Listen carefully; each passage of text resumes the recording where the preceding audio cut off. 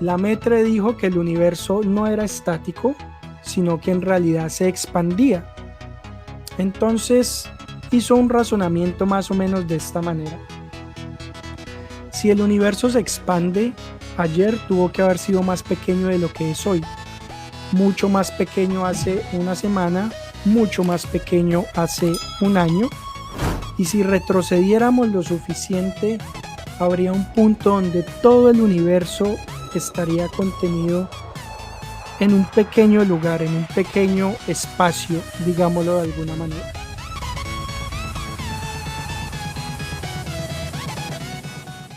Así que bueno, vamos a dar inicio a esta conferencia. El universo más allá del Big Bang. Entonces, ¿por dónde podríamos empezar? Toda historia tiene un principio. Y si ustedes se ponen a verlo, incluso la historia de nuestro universo, la ciencia nos dice que hace unos 13.700 millones de años, un acontecimiento misterioso puso en marcha el universo con la expansión del espacio-tiempo. No sabemos por qué, no sabemos cómo, pero tenemos evidencia que nos dice que eso ocurrió. Y lo que ocurrió en ese momento fue el momento de la creación de cada átomo, de cada estrella, de cada galaxia. Es el momento de la creación del todo, porque piénsenlo de esta manera, el universo es todo lo que hay, todo lo que alguna vez hubo y todo lo que alguna vez habrá.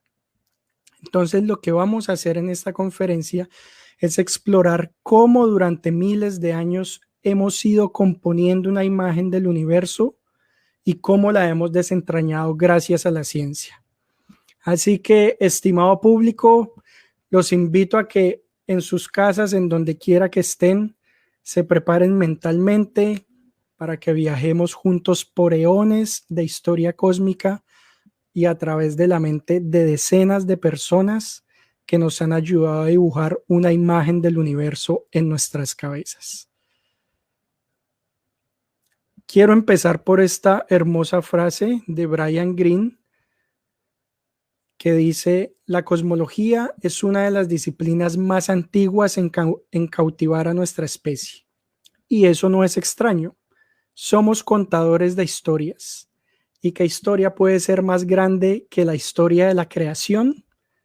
Y como lo vamos a ver en esta conferencia, la ciencia está llena de historias apasionantes sobre el universo mismo.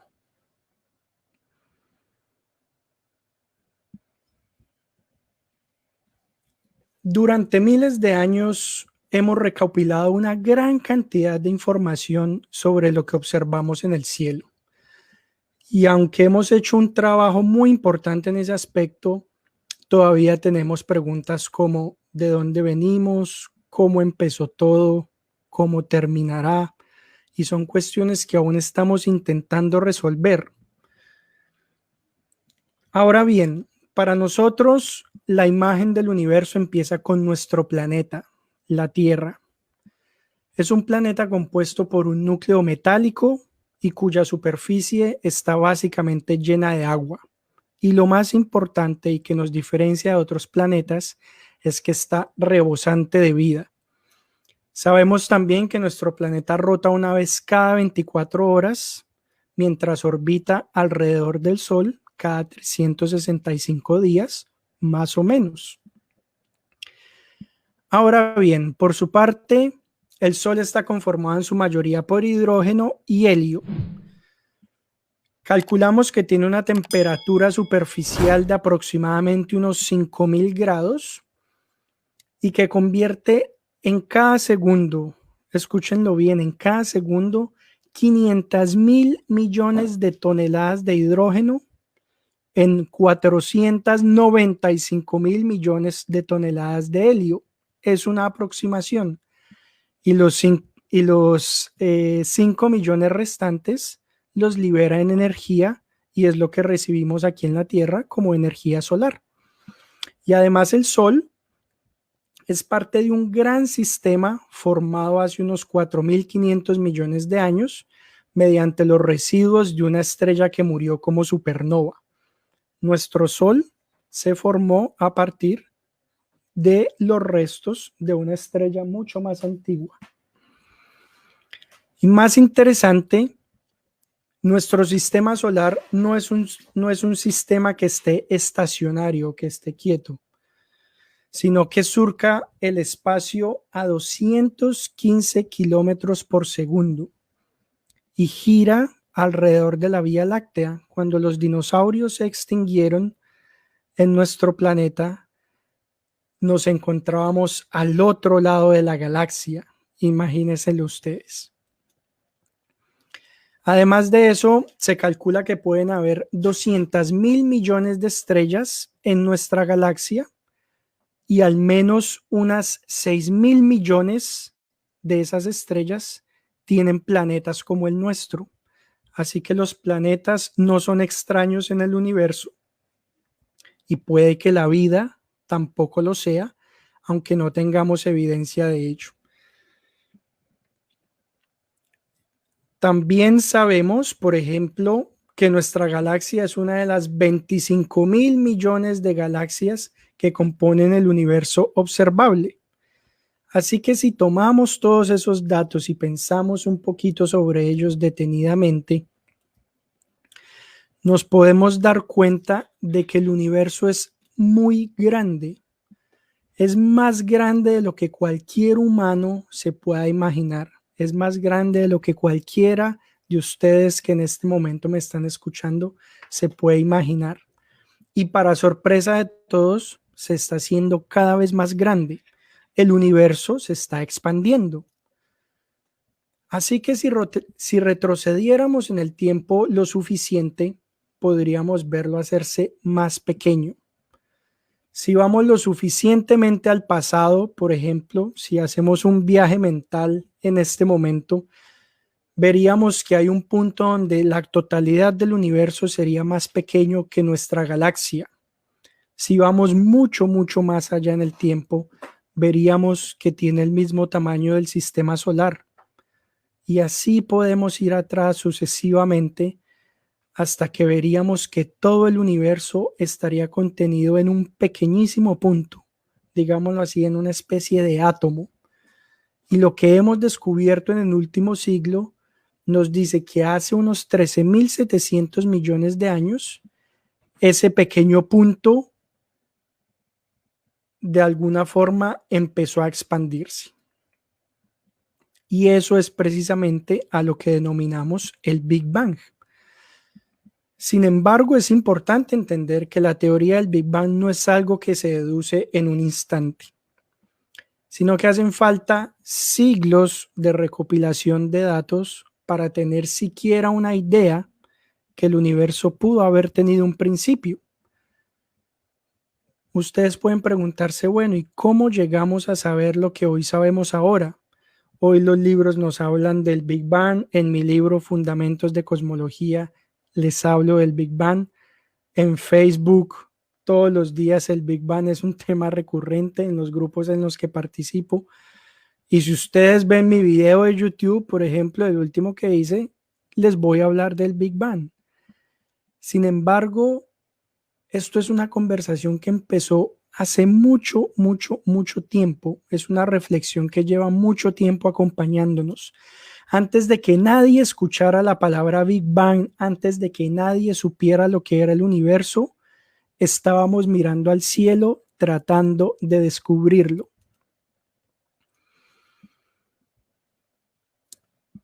Y podría uno decir, bueno, casi con toda seguridad, el ser humano siempre se ha hecho preguntas sobre su origen.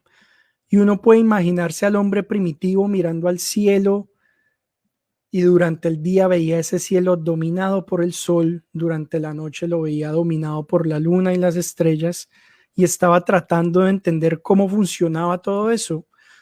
De alguna forma, los movimientos de todos esos cuerpos celestes les permitieron a los antiguos pobladores del planeta entender el paso de las estaciones, comprender los mejores tiempos para sembrar, para recoger la cosecha, además también, por ejemplo, las migraciones de los animales. Y de alguna manera estas personas necesitaban entender el mundo para poder sobrevivir.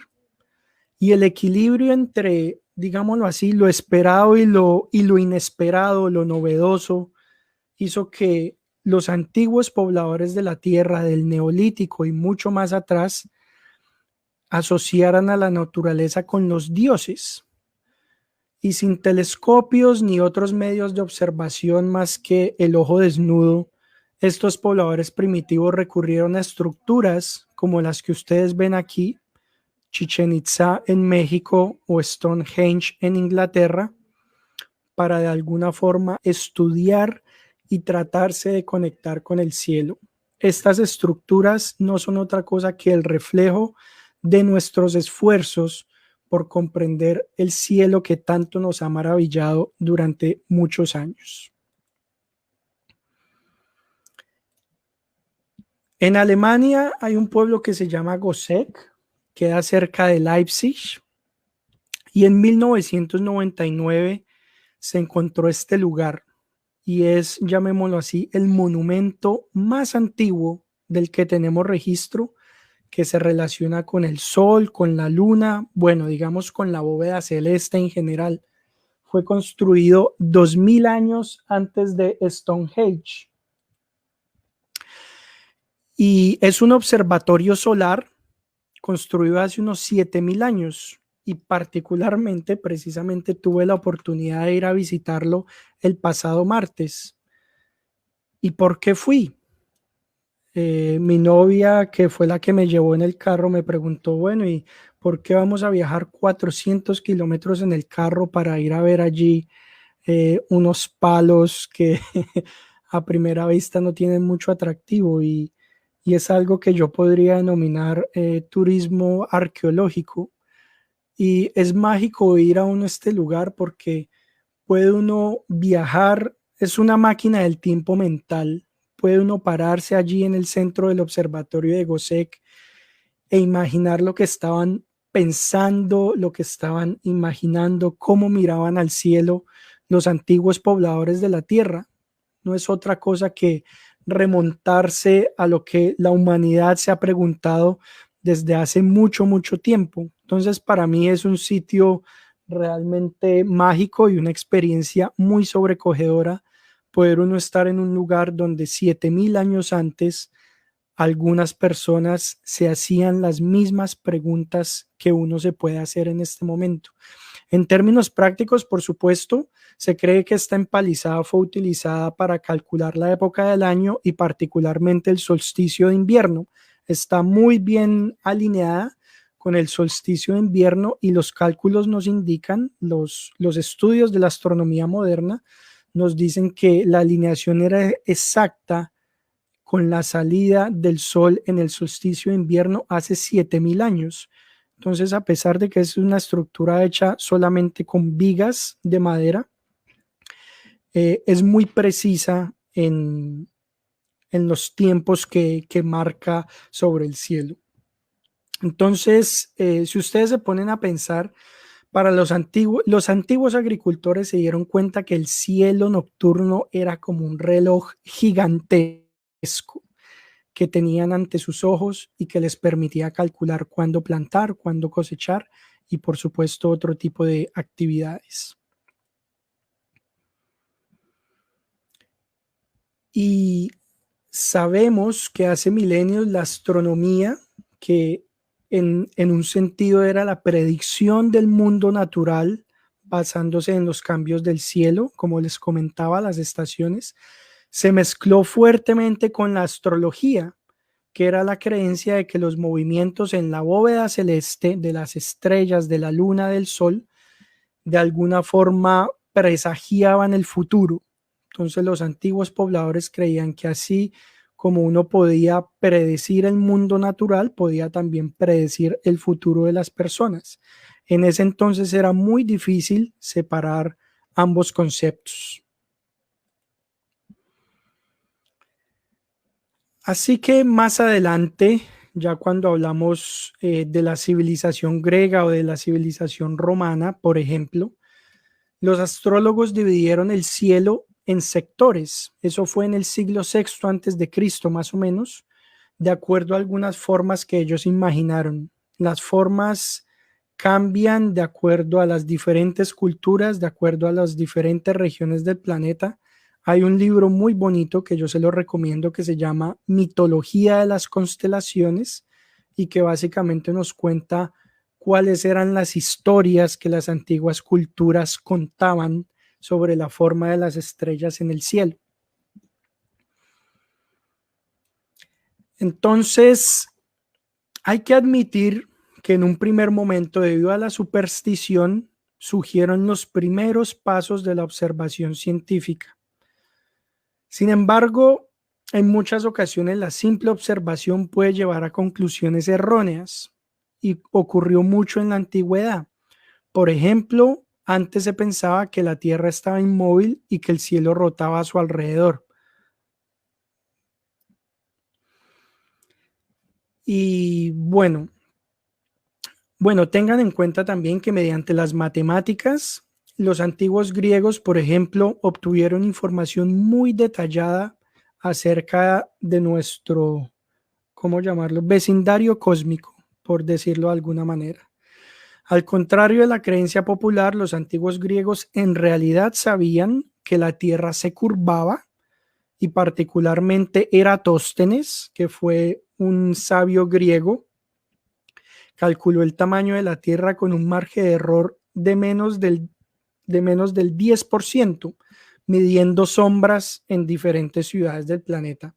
Hay un video en un canal que se llama Red Neuronal, que es de un chico llamado Brian Minta, y él hace una semana tal vez subió un video de cómo Eratóstenes calculó la curvatura de la Tierra.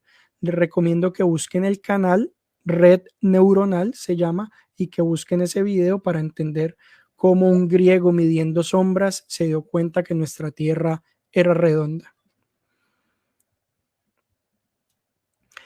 Además, también los griegos calcularon la distancia de la Tierra a la Luna, por impresionante que parezca, y también llegaron a conocer el valor aproximado entre la Tierra y el Sol, la distancia aproximada en Tierra y el Sol, en distancias lunares, ¿sí? Y también, y bueno, muy importante, los antiguos describieron dos tipos de estrellas. La mayoría de ellas eran inmóviles y se movían juntas en la bóveda celeste, que es lo que hoy conocemos como las estrellas normal. Pero había otras que se movían aparentemente distinto y esas estrellas se trataba los planetas. Y sepan ustedes que la palabra planeta significa errantes. Así que durante muchos siglos los griegos y los romanos intentaron comprender el movimiento de esas estrellas errantes en el cielo. Piensen también que a ojo desnudo, con la simple vista, solo se pueden ver 5 planetas. Y para los que no lo sabían, los días de la semana hacen alegoría a los 5 planetas y a los otros 2 cuerpos celestes conocidos, el Sol y la Luna, ¿cierto? Lunes Luna, martes Marte, miércoles Mercurio, jueves Júpiter, viernes Venus, sábado Saturno y domingo el Sol. Menos mal los griegos no conocían los otros planetas, porque si no la semana tendría 10 días. Entonces, demos gracias por eso. Entonces, en la antigüedad estaba ampliamente extendida una concepción que inició Aristóteles más o menos en el siglo IV antes de Cristo. Y Aristóteles imaginaba la Tierra en el centro del universo, con el Sol, con la Luna y con las estrellas girando alrededor de la Tierra junto con los planetas, en algo que podríamos describir como una especie de esferas concéntricas. De alguna forma, Aristóteles creía que las estrellas estaban pegadas a una esfera de cristal a una distancia de la Tierra, que bueno, yo particularmente no conozco muy bien, no conozco el valor exacto que Aristóteles le dio a la distancia de esa bola de cristal donde se hallaban las estrellas. Después, bueno, estamos hablando de 3 siglos después aproximadamente, hubo un astrónomo de Alejandría llamado Claudio Ptolomeo y él mejoró de manera sustancial el modelo del universo de Aristóteles. Y lo que hizo fue un modelo que detalló con una precisión muy buena la senda de los planetas que desde Ptolomeo sabemos que no se mueven al azar. Entonces, Ptolomeo postuló que los planetas se movían mediante unos movimientos llamados epiciclos, que son como los que ustedes ven en la imagen. Y describe de una manera muy precisa el movimiento planetario que nosotros vemos desde aquí en la Tierra. Por supuesto, todo bajo la idea de que la Tierra es el centro del universo. Así que con este modelo, Ptolomeo pudo explicar las rutas y los cambios de velocidad de los planetas y lo hacía con gran exactitud, aunque parezca increíble. Aunque hoy sabemos que el modelo es errado, fue un paso muy, muy importante en la comprensión del universo. Y lo mejor de todo ese asunto fue que de alguna forma Ptolomeo demostró que la posición de los planetas podía calcularse a través de las matemáticas y podía hacerlo tanto en el pasado como en el futuro. Después de eso, y por desgracia y por muchas razones, con la caída del Imperio Romano, la astronomía quedó en el olvido por mucho tiempo y mucha de la sabiduría de los griegos se perdió. Hoy sabemos de todos estos estudios gracias a monjes cristianos que conservaron y transcribieron muchas de las obras de los griegos, pero es difícil uno imaginarse de todo el conocimiento que se perdió en lo que se llama la edad oscura, ¿no? Donde prácticamente en ciencia pues no hubo avances significativos y donde el mundo conocido, llamémoslo así, estuvo dominado por la religión. Así que tuvieron que pasar muchos siglos para que volviéramos nuevamente a la senda del estudio del cielo.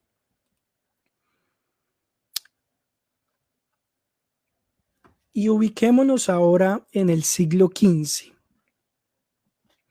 En algunos círculos académicos de Europa rondaba por aquella época una teoría llamada heliocentrismo, que afirmaba que era el Sol y no la Tierra el centro del universo.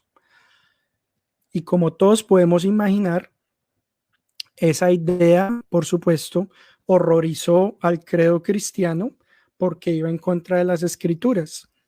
Piénsenlo de esta manera. Si Dios había creado la tierra y a todos los seres que la habitan, entonces la tierra era lo más importante y debería ser el centro del universo, ¿no? Y lo más irónico fue que uno de los paladines de la teoría heliocentrista, que en realidad no era nueva, porque Aristarco e Hipatia en la antigua Grecia ya habían hablado de esto, ya habían considerado al Sol como el elemento central de nuestro sistema solar, pero en el siglo XV, uno de los paladines de esta teoría era un piadoso diácono eclesiástico llamado Nicolás Copérnico.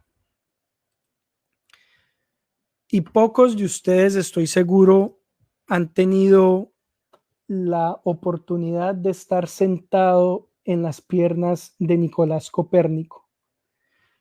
Y esto que ustedes ven aquí son unas fotografías que tomé este año en Olsztyn, en Polonia, donde precisamente visité la ciudad donde estudió Copérnico, y este edificio que ustedes ven aquí atrás fue el lugar donde vivió y donde hizo sus estudios mientras vivió en esta ciudad. Así que Nicolás Copérnico, un eclesiástico polaco, se dedicaba a administrar la diócesis, ayudaba con la recaudación de impuestos. También se sabe que se encargaba de ayudar a las personas enfermas, pero tal vez lo más importante que hizo fue que se dedicaba a la astronomía. Y desde que tuvo noticia de los estudios de Ptolomeo, a Copérnico le desconcertó completamente ese sistema de los epiciclos.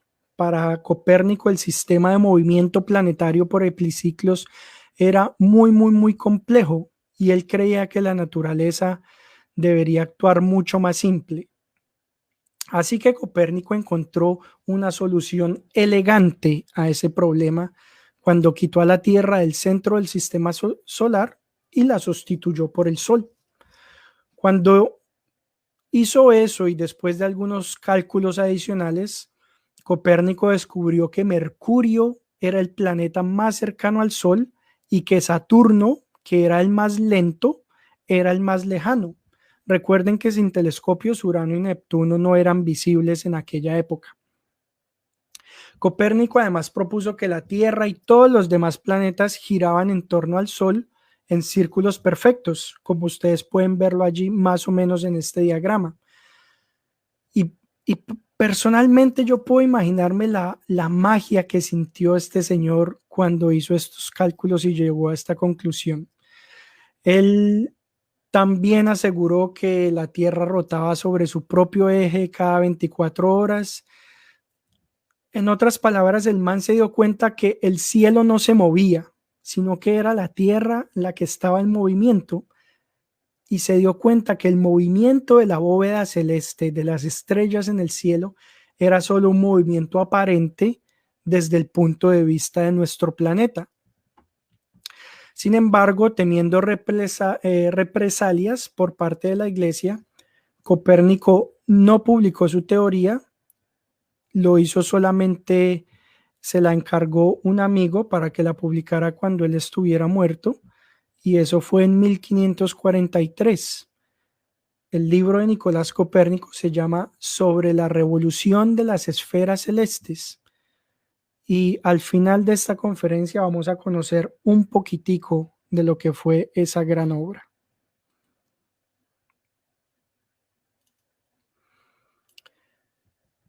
Sin duda alguna, la revolución de las esferas celestes fue lo que le allanó el camino a este señor, a Johannes Kepler. Y si hubiera que darle un premio al observador más minucioso de toda la historia de la humanidad, yo creo que Kepler se llevaría sin duda alguna ese premio. Kepler fue el que se encargó de contarle a todo el mundo que el Sol debería ser el elemento central del sistema solar. Kepler llegó a tener a su disposición gran cantidad de datos astronómicos gracias a su trabajo con Tycho Brahe, y lo más importante fue que Johannes Kepler descubrió que el modelo de Copérnico no estaba del todo en lo correcto. Así que gracias a sus observaciones minuciosas, Kepler descubrió que los planetas no se movían en círculos perfectos, como decía Copérnico, sino en elipses, como ustedes lo pueden observar aquí en la imagen superior. Digamos que aquí las elipses están un poco exageradas, pero el movimiento planetario alrededor del Sol es elíptico. Hubo algo que Kepler también indujo de sus datos, y fue que cuando los planetas se acercaban al Sol, por algún motivo, aumentaban su velocidad. Y cuando se alejaban del Sol, la disminuían. Así que con estos dos elementos, el Sol como el centro del cosmos, en ese tiempo, bueno, el centro del cosmos propiamente dicho, y la variación de la velocidad de los planetas, se explicaba de mejor manera lo que vemos desde aquí en la Tierra. Sin embargo, Kepler no pudo explicar cuál era el efecto del Sol en la velocidad de los planetas. Incluso el hombre estudió la posibilidad de que los planetas estuvieran de alguna forma representados en los sólidos perfectos conocidos, como lo ven en la imagen inferior.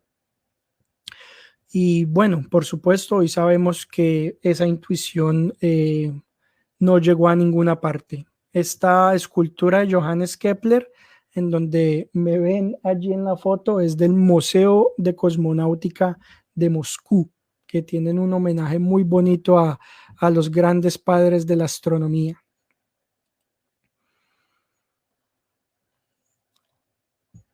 Posteriormente, a finales del siglo, eso fue el siglo XVII, ¿sí? Galileo Galilei estudió por su parte las teorías de Copérnico y de Kepler, que como vimos antes, pues decían básicamente que el Sol y no la Tierra eran el centro del sistema solar. Y el gran logro de Galileo Galilei fue demostrar esta idea más allá de toda duda razonable. Los logros de Galileo, sin duda alguna, estuvieron mediados por un instrumento que cambió el curso de la astronomía y de la historia en general, el telescopio. Y Galileo, como muchos piensan, no inventó el telescopio. El telescopio aparentemente se inventó años antes en Holanda, pero lo que sí hizo Galileo fue mejorar el diseño del telescopio, y eso lo hizo en 1609, y obtuvo más o menos unos 30 aumentos según los cálculos que se hacen. Entonces, lo que vio Galileo, pueden ustedes imaginarlo, cambió por completo a la astronomía y a la visión humana del cosmos. Por ejemplo, Galileo vio miles de estrellas más. Se dio cuenta que la luna estaba llena de cráteres, que había cuerpos celestes girando alrededor de Júpiter y que hoy conocemos como lunas galileanas, son 4. También descubrió que Saturno tenía alguna especie de orejas, por supuesto refiriéndose a sus anillos, y además observó que Venus, el planeta Venus, pasaba por fases al igual que nuestra luna, como lo muestra aquí este gráfico del propio Galileo. Esta no es la luna, sino que es el planeta Venus. Y esto particularmente era una prueba contundente de que Venus orbitaba alrededor del Sol y no alrededor de la Tierra. Entonces, fíjense en ustedes el alcance del trabajo de Galileo. Lo que Copérnico había expuesto por razones estéticas, después lo que Kepler había supuesto a través de las matemáticas, Galileo lo vio, Galileo lo demostró, y más importante aún, Galileo lo anunció. Como es evidente, la Iglesia sostenía que la Iglesia era que la Tierra era el centro del universo, y sabemos que el que estuviera en contra de esa intuición o de esa idea, pues en aquella época lo iban quemando, ¿no? Y hubo también un punto muy importante en aquella época, y es que la iglesia se estaba tambaleando por la reforma protestante. Ya saben ustedes, este rollo con Martín Lutero. Entonces los descubrimientos de Galileo llegaron en un momento muy, muy, muy peligroso para la iglesia como institución. Pero digamos que lo que sabemos es que Galileo siguió adelante con sus observaciones, y en 1610 él publica un libro que se llama El Mensajero Sideral, y por alguna razón el libro pasó más o menos de agache hasta que en 1633 el Papa lo convocó para ser juzgado por herejía. Y este cuadro que ven ustedes aquí es una representación muy conocida del suceso del juicio de Galileo. Creo que incluso se llama así, el juicio de Galileo. Durante ese juicio a Galileo lo obligaron a renunciar a sus ideas basadas en Nicolás Copérnico, lo obligaron a arrodillarse ante el tribunal, incluso a besar el anillo del Papa como un gesto de arrepentimiento. Y es probable que esta frase y que esta situación sea un poco apócrifa, pero se dice que cuando Galileo besó el anillo del Papa, susurró para sí mismo: Eppur si muove, sin embargo, se mueve, refiriéndose por supuesto al movimiento de la Tierra alrededor del Sol. Pese a todo este rollo con la Inquisición, pues Galileo se mantuvo fiel a sus posturas y duró el resto de su vida bajo arresto domiciliario en su casa a las afueras de Florencia, donde además hizo estudios muy interesantes sobre las propiedades de los cuerpos al caer. Y por todos los logros de Galileo es considerado como el primer científico moderno. Y una razón muy importante es que realizó numerosas observaciones y propuso teorías que concordaban con esas observaciones. Para entender las propiedades de los cuerpos al caer, tendría que llegar alguien más. Isaac Newton explicó el mecanismo por el que caían los cuerpos, pero también el mecanismo por el que se movían los planetas en el cielo. Bueno, en realidad Newton explicó por qué se movía todo. Newton, puede uno pensar, fue la persona que más claramente abrió la senda del empleo de las matemáticas para describir el funcionamiento del universo gracias al cálculo. Recuerden que Kepler observó el efecto que tenía el Sol en el movimiento planetario y bueno, no lo mencioné, pero Galileo también hizo algunas consideraciones sobre el movimiento de los planetas. Y particularmente en los estudios que él hizo sobre la aceleración de los cuerpos, estoy hablando de Galileo todavía, él pensaba que ellos caían con la misma aceleración independientemente de su masa. Pero entonces Newton tuvo algo que añadir a Kepler y a Galileo. Y la grandeza de este personaje fue comprender que lo que hace que los objetos se mueven y caigan aquí en la Tierra es lo mismo que hace que los planetas se muevan en el espacio. Y por supuesto, la clave de todo ello es la fuerza de gravedad, esa extraña fuerza que mantiene todo en su sitio a pesar de la distancia y que ustedes pueden ver descrita en la ecuación en la parte superior de la presentación. Entonces Newton plasmó en esta ecuación matemática demostrable la gravedad y dejó claro que la gravedad era la energía de alguna forma o la soga que impedía que la materia y que objetos como la Tierra y los planetas saliesen despedidos hacia el espacio interestelar. De allí esta hermosa frase que dice: la gravedad proporciona orden al universo. Entonces, por eso se le atribuye a Newton lo que podría denominarse la fundación de la física, porque Newton fue el primero que observó leyes fundamentales que regían los movimientos de las cosas que él observaba. Piensen en ese momento que las leyes de Newton lo explicaban todo, o bueno, digamos casi todo. Newton, entre muchas de las cosas que hizo Newton, publicó un libro que se llama Principios Matemáticos de la Filosofía Natural, en donde develó cosas como las mareas, el movimiento de las mareas, develó la velocidad de los planetas en órbita alrededor del Sol e incluso la forma de la Tierra. Todo eso Newton lo explicó a partir de la gravedad. Y el libro de Newton engloba tanta sabiduría, tanto conocimiento, que compensa definitivamente un hecho que a él lo desconcertaba. Y es que Newton nunca supo cuál era la naturaleza de la gravedad.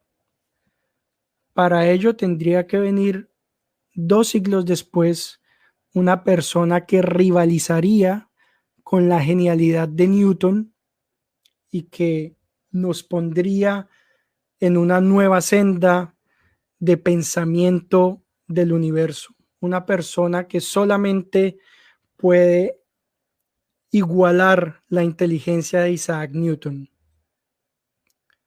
No, disculpen, aquí me equivoqué de diapositiva. Hablaba, por supuesto, de Albert Einstein. Y él no solamente fue tan inteligente como Newton, sino que literalmente Albert Einstein reinventó el universo. Einstein puede ser el científico más famoso que haya existido y esa fama se debe a lo que hizo en Berna, Suiza, en 1905. Al no conseguir un puesto estable de docente después de haber terminado sus estudios, Einstein aceptó un puesto en la oficina de patentes, una historia bastante conocida. ¿Y qué pasó en la oficina de patentes? Bueno, en este lugar Einstein comenzó a pensar.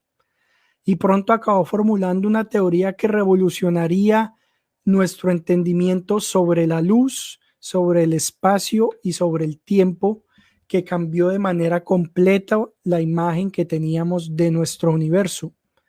No es exagerado decir que Einstein cambió la concepción de la realidad misma. Y aunque no lo crean, Einstein no pretendía llevarnos hasta el origen del universo. En realidad, a él ni siquiera le gustaba esa idea. Einstein le gustaba más un universo que fuese inmóvil e infinito. Tengan en cuenta que la idea de un universo infinito y eterno era muy vieja, ¿no? Y era sostenida por la iglesia de alguna forma también durante muchos milenios, siglos, perdón. Entonces, pensar en que el universo había tenido un origen generaba muchas más preguntas. ¿Un origen cómo? ¿Por medio de qué? Pero por desgracia, para Einstein, digo, la comprensión que él mismo nos ofreció sobre la estructura del espacio y el tiempo nos llevó a entender que el universo no era eterno, ni tampoco era quieto como él lo imaginaba.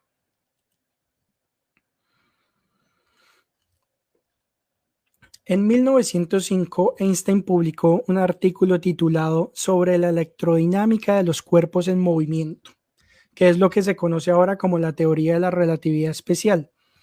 Y en ese artículo lo que él hizo fue estudiar la relación entre la luz, el espacio y el tiempo.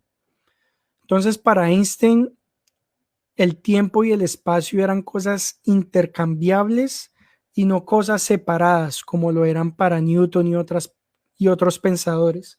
Por eso es que desde esta época nosotros hablamos de el espacio-tiempo, ¿no? Y con esto Einstein cambió radicalmente la imagen absolutista del espacio y el tiempo de Newton, ¿no? Así que desde este momento tenemos nosotros la idea de que el espacio-tiempo es una especie de tejido que básicamente se encuentra en todo el universo. Y posteriormente, en 1915, Einstein elaboró su teoría de la relatividad general, que modificaba la teoría de la relatividad especial, la de 1905, para incluir a la gravedad y su efecto en este tejido del espacio-tiempo. Así que si para Einstein, si pudiéramos ver el tejido del espacio-tiempo, veríamos cómo éste se deforma si ponemos cualquier objeto en él. Entonces los invito a que ustedes se imaginen que ponemos un objeto muy pesado en esta tela de espacio-tiempo y después ponemos otro elemento menos pesado a cierta distancia. Si hacemos el experimento mental, podemos imaginarnos que el objeto más pequeño irá directamente hacia el objeto más grande que ha deformado ese tejido previamente. Así que esta fue la forma como Einstein resolvió el gran enigma de Newton. Y recuerden que les mencioné que Newton no supo explicar cuál era la teoría de Newton no supo explicar cuál era la naturaleza de la gravedad. Y para Einstein, o lo que nos explicó Einstein, fue que la gravedad es un efecto, es una deformación del espacio-tiempo que se curva en presencia de la materia. Así que uno puede entender que entre mayor sea la masa de un objeto en el espacio-tiempo, mayor será la deformación del tejido, es decir, más fuerte será la gravedad. Por eso el Sol y Júpiter ejercen una gravedad mucho más fuerte que otros planetas como la Tierra o Marte, porque tienen más masa.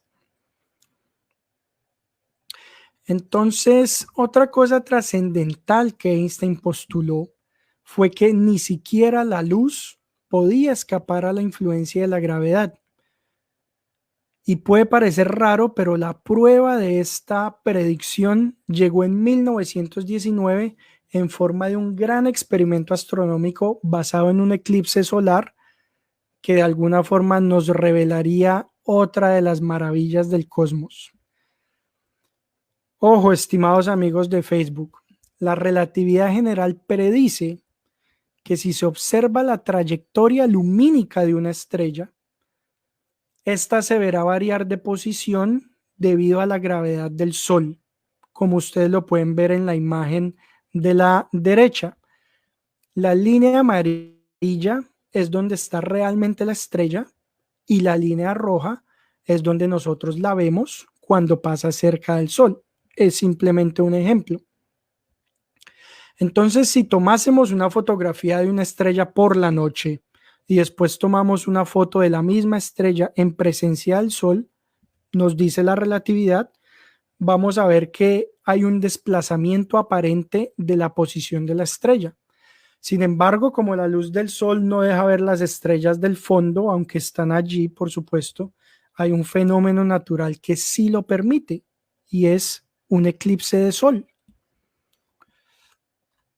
Entonces, el astrónomo inglés Sir Arthur Eddington, que era en ese momento uno de los más famosos y respetados de su tiempo, se dispuso a comprobar la teoría de la relatividad durante el eclipse solar de 1919. Y lo que hizo el hombre fue fotografiar estrellas cuando el Sol estaba tapado por la Luna y descubrió que, tal como lo había predicho Einstein, las estrellas exhibían un cambio aparente en su posición. Y lo interesante de este asunto es pensar que el gran aporte de Einstein a la ciencia, a la cosmología, no se vio reconocido con el premio Nobel en este aspecto, sino que Einstein recibió el premio Nobel en 1921, si no estoy mal, por su descripción del efecto fotoeléctrico y no particularmente por la teoría de la relatividad. Entonces, bueno, podrán ustedes imaginarse que cuando Arthur Eddington comprobó las predicciones de la relatividad de Einstein, Einstein se volvió el científico más famoso del mundo, y estas son algunas de las portadas de los periódicos de la época: Revolución en ciencia, nueva teoría sobre el universo, eclipse mostró una variación de la gravedad. Bueno, allá hay varias fotografías prueban que Einstein tiene la teoría correcta. Entonces, imagínense ustedes que en ese instante, sin proponérselo, la relatividad general abrió una caja de Pandora para todos los científicos en el planeta. Entonces, una de estas cajas de Pandora fue que el universo debería ser dinámico, en contra de lo que el mismo Einstein pensaba. Y dicho de otro modo, la teoría de la relatividad indicaba que el universo debía estar expandiéndose o contrayéndose. Y en un intento por salvar ese universo estático que tenía en su mente, y de paso, digámoslo así, para impedir que la gravedad destruyese al universo, Einstein imaginó una fuerza igual y contraria a la gravedad que mantenía todo el cosmos en equilibrio. Y en los años siguientes, Einstein buscó esa pequeña particularidad, esa pequeña constante cósmica en alguna de sus ecuaciones, pero nunca la halló, nunca la encontró, hasta que se dio cuenta que definitivamente tratar de enmendar de esta manera el universo había sido el mayor error de su vida, como él lo dijo en algún punto. Y quiero hacer énfasis en algo aquí: ese es precisamente el poder de la ciencia, que lo que usted encuentra en la evidencia no necesariamente se alinea con lo que usted piensa, con lo que usted cree o con lo que usted se imagina. Entonces, de alguna forma, la relatividad lleva a pensar que el universo tuvo un principio, y aunque Einstein no se atrevió a dar ese paso, hubo otros que sí lo hicieron. Y sepan ustedes en este punto que el universo dinámico de la relatividad encaja perfectamente con el Big Bang.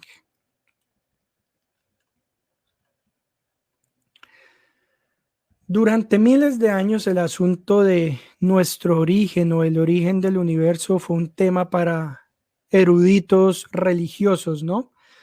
Y no precisamente para científicos. Así que fue irónico que uno de los pioneros de una teoría científica sobre el origen del universo fuese un sacerdote católico. Y aquí lo tienen ustedes a Georges Lemaitre, un sacerdote belga que sostenía que el universo había tenido un principio. Y lo que hizo Lemaitre fue estudiar las teorías de Einstein durante la década de 1920 y propuso una solución radical, un planteamiento radical. Uno que hasta el mismo Einstein en algún punto rechazaría. Lemaitre dijo que el universo no era estático, sino que en realidad se expandía. Entonces hizo un razonamiento más o menos de esta manera. Si el universo se expande, ayer tuvo que haber sido más pequeño de lo que es hoy. Mucho más pequeño hace una semana, mucho más pequeño hace un año.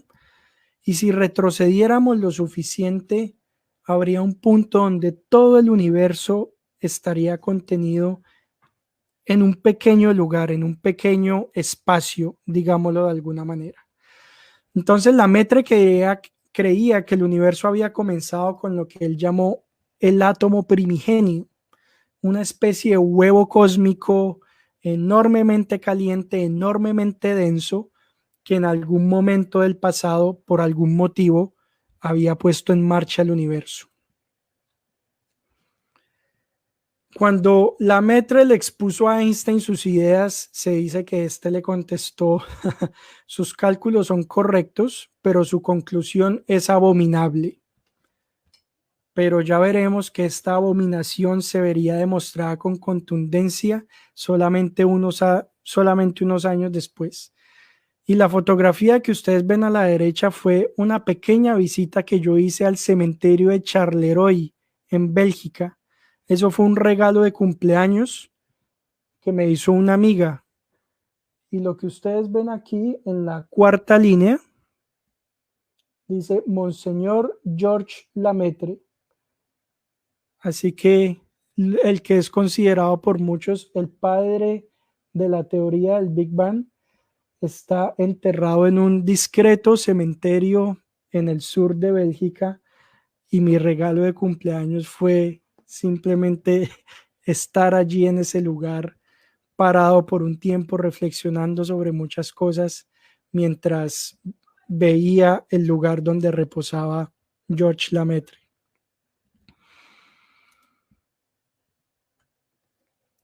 Entonces después llegó Edwin Hubble, un astrónomo que tenía a su disposición el telescopio más potente del mundo y que destruyó por completo las ilusiones de Einstein y dio un soporte fundamental a las ideas de Georges Lemaitre.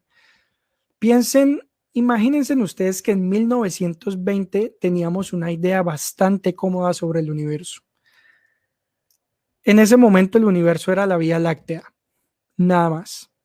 Entonces Hubble estudió mucho más profundamente el universo de lo que Galileo alguna vez pudo haberse imaginado,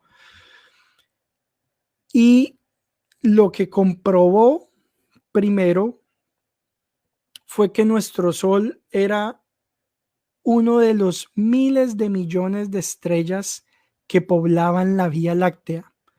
Más importante aún, Edwin Hubble descubrió que nuestra galaxia era solamente una de las millones de galaxias que se encontraban por doquier en el cosmos, y lo hizo midiendo el brillo de un tipo de estrellas que se conocen como candelas estándar, y de allí publicó este artículo en 1926 que se llama Nebulosas extragalácticas, porque en ese momento se creía que cuerpos como la galaxia Andrómeda eran nebulosas dentro de nuestra Vía Láctea. Así que estudiando estas estrellas cefeidas, Edwin Hubble descubrió que en realidad esas galaxias se hallaban mucho más lejos. Bueno, lo voy a explicar. Una cefeida es una estrella cuya luminosidad conocemos, o digamos conocemos muy aproximadamente. Así que el brillo de la estrella dependerá simplemente de la distancia a la que esa estrella se encuentre. Póngase usted esta imagen mental. Si usted tiene un bombillo de 100 watts, usted sabe qué tan luminoso es ese bombillo. Si usted quiere saber cuál es la distancia a cierto bombillo de 100 watts, usted simplemente tiene que hacer matemáticas de acuerdo al brillo que usted puede percibir de ese bombillo. Así que cuando Hubble nos dijo a todos que el universo estaba poblado no solamente por cuerpos de la Vía Láctea, sino que habían millones de cuerpos como la Vía Láctea, pueden ustedes darse cuenta que el universo cambió de dimensiones solamente en una noche, ¿no? Al principio, los cálculos de Hubble indicaron que la galaxia Andrómeda, por ejemplo, se encontraba a 1 millón de años luz de distancia. Y en ese momento, la forma para averiguar la distancia de las galaxias era la correcta, pero las medidas eran muy inexactas. Pero sin embargo, esto por supuesto le aseguró la inmortalidad a Edwin Hubble, y hoy vemos que su nombre galardona el primer telescopio espacial puesto en órbita, el telescopio espacial Hubble. Y después, en 1929, entonces en el artículo de 1926, Hubble descubre que el universo es mucho más grande que lo que pensábamos antes. Y en el artículo de 1929, Hubble nos reporta que según sus mediciones, las galaxias más lejanas se estaban alejando de nosotros. En otras palabras, en 1929 Hubble nos hizo saber que el universo se expande. Y miren ustedes, utilizando estos datos, Hubble podía en principio hacer una estimación de la edad del universo, por ejemplo. Entonces, en esos tiempos, con esa medición de 1 millón de años luz de distancia, Hubble concluyó o calculó que el universo debería tener unos 2.000 o 2.500 millones de años. Pero esta afirmación no podía ser cierta porque ya se sabía que la Tierra era mucho más antigua. Y como les decía, la fórmula era la correcta, pero los datos eran inexactos. Así que muchas personas se pegaron de este pequeño problema para atacar a la teoría de Lemaitre, por supuesto, que indicaba que el universo tuvo un principio. Y además súmenle a eso que las personas podían pensar, o cómo las personas podían imaginarse que el universo había tenido un principio hace millones de años. Es decir, es algo que de pronto alguien se puede imaginar, pero ¿cómo probarlo? ¿Cómo probarlo que el universo tuvo un principio hace cuando ni siquiera nosotros existíamos como especie? Y entonces, cuestiones como el cálculo incorrecto de Hubble le permitieron a personas como Fred Hoyle, que era un astrónomo del Trinity College de la Universidad de Cambridge, que propusiera una teoría alternativa, y esta teoría se llamaba la teoría del estado estable o la teoría del estado estacionario. Y esta teoría sugería que el universo existía desde siempre y que no tenía fin. Dicho de otro modo, Fred Hoyle defendía un universo muy parecido al de Einstein, infinito tanto en el espacio como en el tiempo. Y la base de Hoyle para proponer esta idea era el origen de los elementos químicos. Sepan ustedes que a grandes temperaturas el hidrógeno se funde para formar helio, y con más energía el helio se funde para formar otros elementos más pesados, como el carbono, el hierro, la plata, etc. Entonces, Hoyle pensaba que la síntesis de nuevos elementos químicos se realizaba en el núcleo de las estrellas. Estamos en los años 40 o 50 y en esa época eso era una idea asombrosa. Era, por más normal que pueda parecernos ahora, era muy reveladora en ese momento. Entonces, aquí entra en escena un científico poco conocido, pero uno de los más grandes determinantes en el modelo que hoy conocemos como el Big Bang. y esta persona es George Gamow. George Gamow era un físico ruso súper admirador de la teoría del átomo primigenio de Lamέτrie. Y para contrarrestar o contraatacar ese universo estacionario de Hoyle, de Fred Hoyle, Gamow sostenía que el hidrógeno y el helio, precisamente esos dos elementos, se habían creado en esa explosión primigenia que proponía Lamέτrie. Entonces, Gamow pidió ayuda de dos de sus estudiantes o colegas, que fueron Ralph Alpher y Robert Herman, y él les pidió que le echaran una mano con las matemáticas del asunto. Aparentemente, Gamow era mejor teórico que matemático, pero sus dos alumnos eran muy buenos matemáticos. Y llegaron a la conclusión de que si ese átomo primigenio de Lamέτrie o esa explosión primitiva, por llamarla de alguna manera, alguna vez había ocurrido, debería existir una radiación remanente, una señal residual, una especie de señal que indicaba que ese suceso había tenido lugar. Pero a finales de los 40, principios de los 50, nadie tenía las herramientas tecnológicas para medir esa especie de calor o esa especie de señal que George Gamow y sus alumnos proponían. Y por otra parte, la teoría del estado estable de Hoyle era bien aceptada y sobre todo por el público en general. El hombre hacía mucha propaganda y propaganda de la buena. Tenía mucho carisma para convencer a la gente de lo que decía. Y para quienes de pronto no lo saben, precisamente el término Big Bang fue acuñado por Fred Hoyle. Eso fue en 1949 durante uno de sus programas de radio. Pero el hombre utilizó esa palabra de Big Bang como un término burlón o como una palabra despectiva para la teoría del átomo primigenio de Lamέτrie.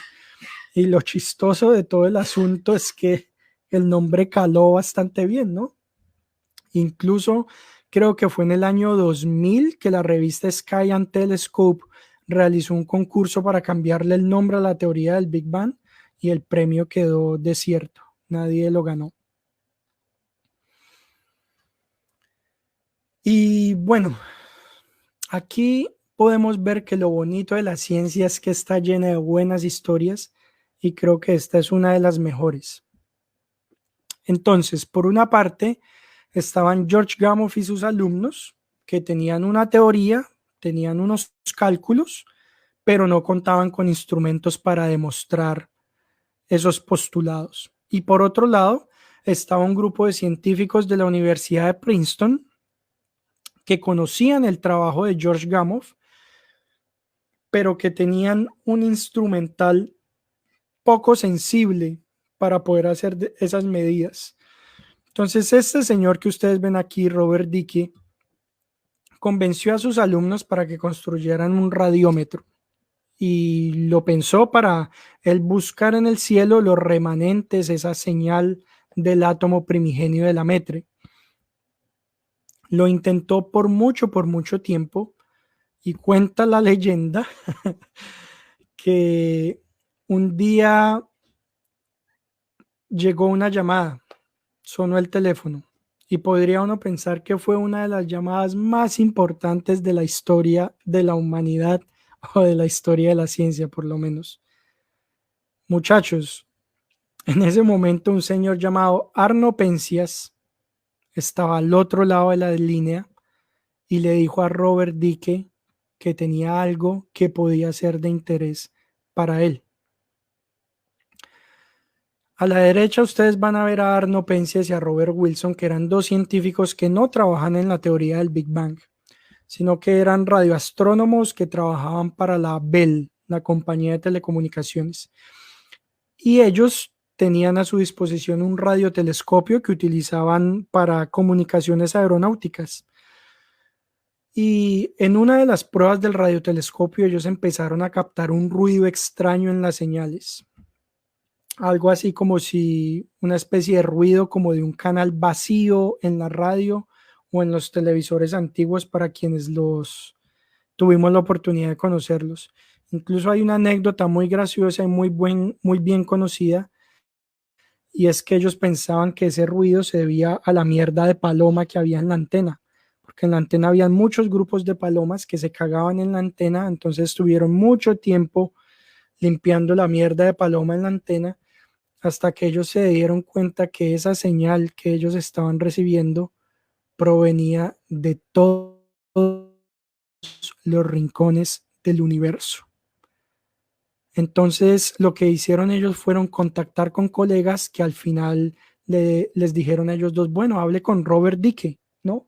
Y allí estamos en la llamada, en esta llamada que Robert Dicke recibió, y cuenta la leyenda que creo que fue Arno Penzias, que fue el que habló con Dicke por teléfono, y cuando colgó le dijo a otro, a Robert Wilson, al parecer hemos descubierto la prueba del origen del universo. Y así fue. Penzias y Wilson encontraron por casualidad lo que Dicke y sus estudiantes estaban buscando, lo que George Gamow y Lemaitre habían predicho. Arno Penzias y Robert Wilson hallaron una prueba sólida de que el universo no era eterno, sino que tuvo un principio, y por ese trabajo recibieron el premio Nobel en 1978. Y de paso, por supuesto, destruyeron la teoría de Fred Hoyle. Y como a mí me gustan mucho las fotografías, podrán verme aquí al lado de uno de los descubridores de la radiación cósmica de fondo, Robert Wilson, y podrán ver la firma de él en mi libro, en el libro que yo escribí, Fundamentos de Cosmología. Podrán ver la firma de Robert Wilson sobre la señal que ellos descubrieron que demuestra que el universo tuvo un principio. Cuando le mostré mi libro, llegó y me dijo, es mi fotografía, y me lo firmó. Así que no se pueden imaginar lo emocionado y feliz que estaba yo ese día que pude conversar también unos 10 minutos con Robert Wilson. Entonces, para aclararlo un poco, ¿qué fue lo que descubrieron Penzias y Wilson que destruyó la teoría de Hoyle y que apoyó fuertemente la teoría del átomo primigenio de Lemaitre? Eso es algo que llamamos la radiación cósmica de fondo. Y es una señal que nos dice que el universo antes estuvo mucho más caliente. Entonces, esta fue la señal que descubrieron en 1962 Penzias y Wilson.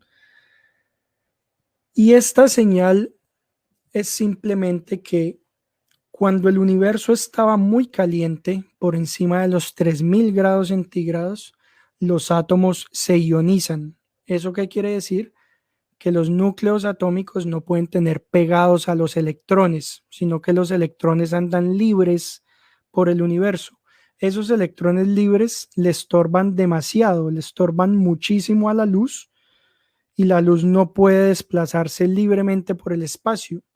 Entonces, lo que predijo Gamow es que si el universo había estado muy caliente, debería existir un rastro de que en algún punto la temperatura descendió por debajo de los 3000 grados, los electrones pudieron acoplarse a los núcleos atómicos y la luz pudo viajar libremente por el universo. Y esa es la señal que conocemos hoy como la radiación cósmica de fondo, que la detectamos en el área de las microondas, son más o menos fotones de 2 milímetros de longitud, y que es la señal de algo que llamamos la superficie de la última dispersión. Pero bueno, no quiero detenerme mucho en ese aspecto. Esta fue la señal que ellos detectaron en el 62. Después, en los años 90, un satélite llamado COBE la mejoró su resolución. Después vino en la década del 2000 el WMAP, que mejoró mucho más la resolución. Y finalmente, hace algunos años, el satélite Planck, que es el mejor registro de la radiación cósmica de fondo que tenemos al momento. Y es la prueba más contundente y la prueba que nos demuestra que hace mucho tiempo el universo estaba muy, muy, muy, muy caliente. Entonces, bueno, George Lemaitre, cuando se descubrió la radiación cósmica de fondo, George Lemaitre estaba moribundo en un hospital de Bélgica y por supuesto se alegró por la noticia y murió sabiendo que sus intuiciones y sus matemáticas estaban en lo cierto.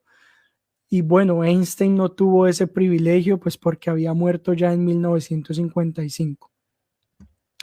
Entonces lo interesante es que aunque la teoría del estado estable de Hoyle había perdido su validez con el descubrimiento de la radiación cósmica de fondo, lo que Hoyle dijo sobre la nucleosíntesis de los elementos resultó ser cierto.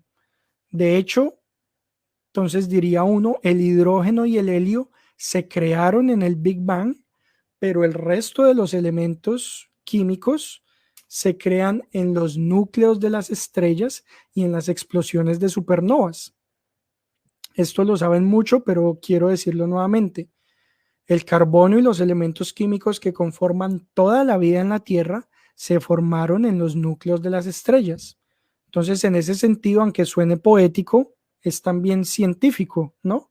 Y nosotros y toda la vida en la Tierra somos parte de la evolución cósmica.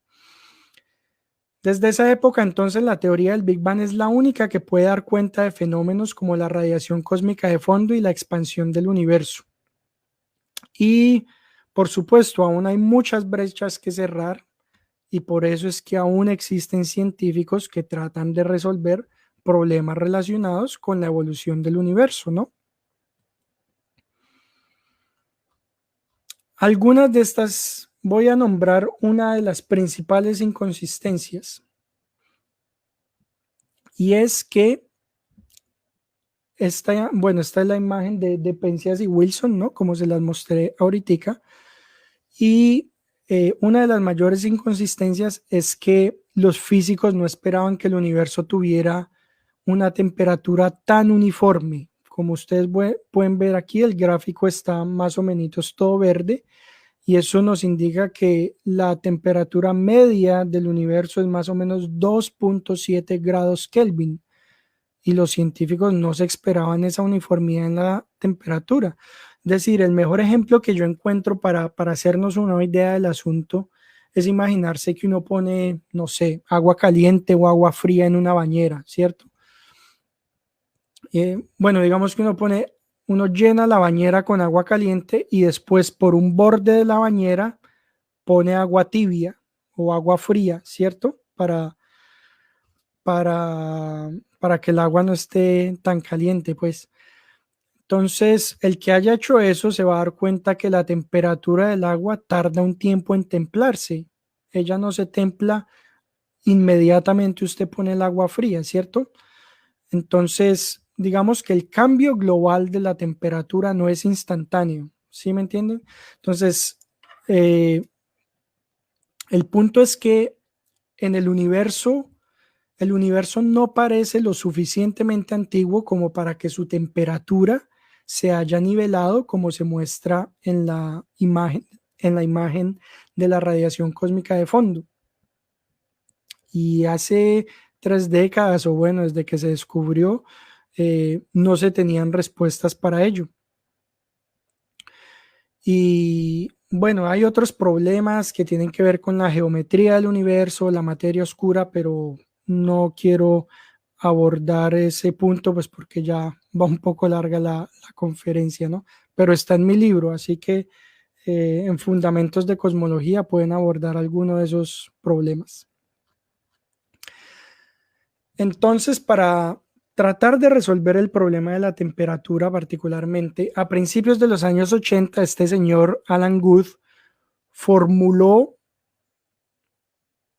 o se imaginó que tal vez el universo provenía de un volumen muy pequeñito, es decir, que hubo una región muy pequeña en donde la temperatura pudo homogenizarse rápidamente o pudo igualarse rápidamente y que a partir de ese punto el universo se expandió enormemente, que hubo una especie de hiperexpansión y esta hiperexpansión fue lo que él llamó la inflación. Y no es solamente un modelo, hay muchos modelos de inflación cósmica que hacen diferentes predicciones y que proponen diferentes, digámoslo así, tasas de expansión. Hay unos modelos que dicen que el universo creció desde un volumen diminuto casi instantáneamente hasta el diámetro de un año luz, o hay otros que dicen que creció hasta el diámetro de un balón de fútbol. Entonces, son diferentes modelos que hacen diferentes predicciones que tienen que conformar, que tienen que verificarse experimentalmente. Para que la cuestión quede un poquito más clara, entonces, se piensa que en los primeros momentos, las cuatro fuerzas de la naturaleza, ya saben ustedes, la gravedad, el electromagnetismo, la fuerza nuclear débil y la fuerza nuclear fuerte, se encontraban agrupadas en una especie de superfuerza, por decirlo de alguna manera. Entonces, después de que el universo arrancó, esa superfuerza se dividió y dio origen a todas las leyes de la física que conocemos en este momento. Pero puede que antes de eso, antes de que las fuerzas se separaran, las leyes del universo, digámoslo así, eran distintas y permitieran que el espacio sufriera una hiperexpansión que en este momento pues no puede ocurrir. Entonces muchas de las predicciones de la inflación que propuso Alan Guth fueron confirmadas después con el WMAP y con el satélite Planck. Y digamos que este gráfico lo refleja aquí.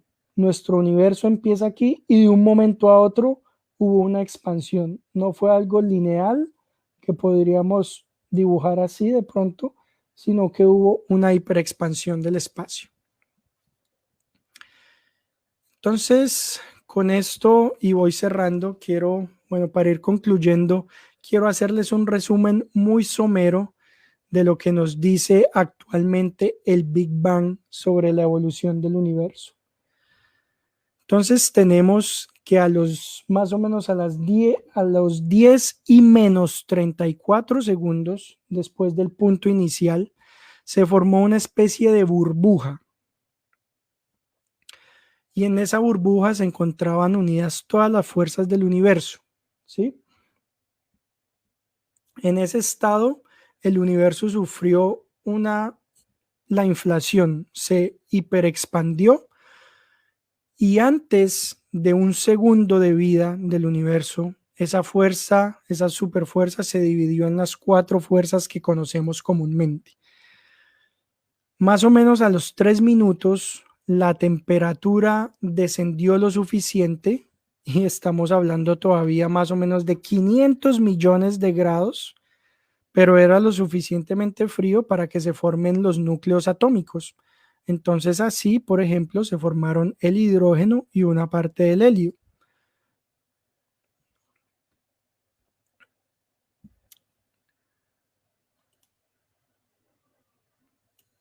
Entonces después, durante un buen tiempo, que es esto que ustedes ven aquí en oscuro, el universo fue una sopa de átomos que estaban, cuyos electrones estaban completamente acoplados a la materia. Y cuando la temperatura descendió por debajo de los 3000 grados, se produjo la superficie de la última dispersión, que es lo que ustedes ven aquí, y que fue lo que detectaron Penzias y Wilson. Después de eso, siguió una etapa que conocemos como la Edad Oscura, que es donde no habían galaxias ni estrellas, sino una sopa de átomos con sus electrones en el universo que se fueron acumulando poco a poco y empezaron a encender las primeras estrellas en el universo. 1000 millones de años después de esas primeras estrellas, se formaron elementos químicos mucho más pesados, como el oxígeno, el carbonio, tal como lo predijo Hoyle en su teoría. Las galaxias empezaron a formar, las galaxias empezaron a madurar y algunas estrellas empezaron a explotar también como supernovas. Entonces, mucho más adelante, pasados unos 8.000 o 9.000 millones de años, una supernova que llamamos Coatlicue explotó y arrojó al espacio nuevos elementos químicos, ¿cierto? Después, la gravedad hizo su trabajo para agrupar gran parte del hidrógeno y el helio y dar luz a una nueva estrella que fue nuestro Sol. Y alrededor de esta estrella, con los restos de la supernova, se formó un disco protoplanetario lleno de polvo cósmico, de elementos rocosos y de elementos químicos como el carbono, el uranio y el oro. Por medio de miles de millones de colisiones, este polvo estelar formó planetas rocosos, formó planetas gaseosos con sus respectivas lunas. En uno de estos cuerpos, nuestra Tierra, hubo una gran colisión con otra roca de gran tamaño y de la Tierra salió un gran pedazo que formó nuestra Luna. Así es, nuestra Luna se formó de una gigantesca colisión de nuestro planeta con otro cuerpo muy grande. Entonces, después de ser bombardeado por millones de partículas y rocas espaciales, la temperatura de la Tierra descendió lo suficiente para acumular agua líquida en su superficie. Estamos hablando de unos 5.000 millones de años después del inicio de todo, más o menos. Y en este punto se abre un capítulo muy hermoso y extraño en la historia del universo. Y es que tenemos evidencia de que en ventas hidrotermales ubicadas en el fondo de los océanos se formaron unas pequeñas cápsulas de moléculas que empezaron a replicarse. En un punto se formó una especie de barrera que permitió separar lo que podríamos llamar el interior del exterior, y así fue como se formó la primera célula. Piensen que una de estas células sobrevivió y se reprodujo en un ambiente hostil, podría uno decirlo, hasta que llegó una célula que llamamos Luca, y Luca es el último ancestro común universal, o dicho de otro modo, es el organismo del cual descendemos todos los seres vivos. Y aquí algunos se pueden preguntar, ¿y cómo sabemos que todos descendemos de Luca? ¿Cómo sabemos que esa célula existió? Pues muchachos, la genética. La genética nos ha enseñado que todos heredamos una característica de Luca, y es el uso de cadenas de protones para respirar. Toda la vida en la Tierra respira de la misma manera porque fue una característica que heredamos de Luca. Después pasaron millones de años y al menos 5 extinciones masivas en el planeta hasta que uno de estos roedores se logró adaptar a las circunstancias de su entorno y se reprodujo. Amigos, creemos que esta pequeña ratija que ustedes ven aquí es el antepasado de todos los mamíferos placentarios, que incluye a nuestra especie, a los delfines, a las ballenas, a los cerdos y a los ratones. Mientras ustedes me escuchan, piénsenlo de esta manera, mientras ustedes me escuchan, han pasado unos 370.000 millones de años desde que el universo se empezó a expandir. Ahora nuestro universo tiene unos 100.000 millones de años luz de diámetro, y tal vez desde que tenemos uso de razón y separamos nuestras extremidades delanteras del suelo, hemos mirado maravillados ese hermoso cielo estrellado en busca de nuestros orígenes. Y creo que esto es suficiente para comprender lo pequeño que somos con respecto a toda la armonía cósmica, pero al mismo tiempo creo que también nos hace entender que somos parte de la evolución misma del universo. Después de toda esta ya hora y media de cháchara, no de charla, uno podría preguntarse, bueno, entonces, ¿qué es el Big Bang? ¿O qué es la teoría del Big Bang? Y la respuesta que yo les puedo dar en este momento es que no es precisamente una idea que se le ocurrió a alguien. Dicho de alguna manera, en realidad no es la teoría de la Metre.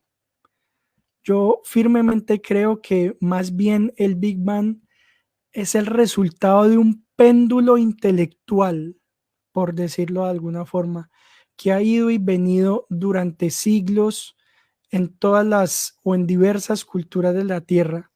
La teoría del Big Bang es el resultado de miles de horas observando al cielo mientras tratábamos de entender qué nos decía, mientras tratábamos de entender nuestros propios orígenes en realidad. La teoría del Big Bang, creo yo, y ojo a esto, es el logro más grande de la humanidad, precisamente porque es una construcción colectiva a través del espacio. Si piensa uno en distintos lugares del mundo donde pensamos sobre el universo, y a través del tiempo, si hacemos referencia a los siglos que separaron todas las observaciones que colectamos sobre el cielo. Así que la teoría del Big Bang es el mayor logro de la humanidad porque es la síntesis de la evidencia que hemos recopilado durante siglos mientras estudiamos el cielo.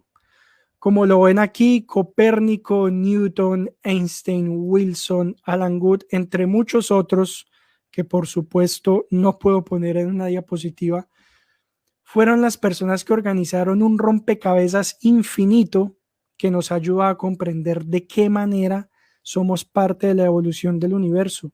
Si se dieron cuenta, y no solo porque no lo mencioné, sino porque hasta el momento es así, el Big Bang no nos dice qué explotó o por qué explotó, dicho de alguna forma, sino que más bien nos dice cómo evolucionó el tiempo desde un punto gracias a la evidencia científica que hemos recopilado desde hace mucho tiempo.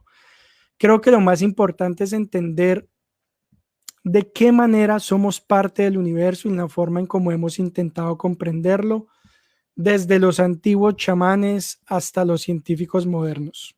¿Sí? El Big Bang representa un inmenso logro porque los científicos modernos, y me voy a copiar aquí una frase, se pararon en los hombros de sus antecesores para dar respuesta a una pregunta que nos ha cautivado desde el inicio. ¿De dónde venimos? ¿Cuál es nuestro lugar en este universo? Y bueno, recuerden que les dije que conoceríamos algo más de la revolución de las esferas celestes, así que me voy a permitir leer para ustedes este pequeño apartado.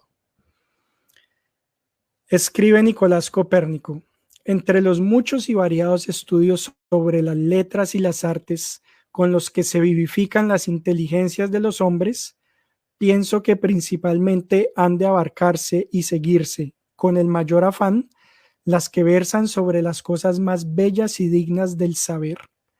Tales son las que se tratan de las maravillosas revoluciones del mundo y del curso de los astros, de las magnitudes, de las distancias, del orto y del ocaso, y de las causas de todo lo que aparece en el cielo y que finalmente explican la forma tal. Pues, ¿qué hay más hermoso que el cielo que contiene toda la belleza? De esta manera me despido de todos ustedes diciéndoles que no se olviden de mirar al cielo, que hay mucho por aprender, mucho que ver y sobre todo mucho por descubrir.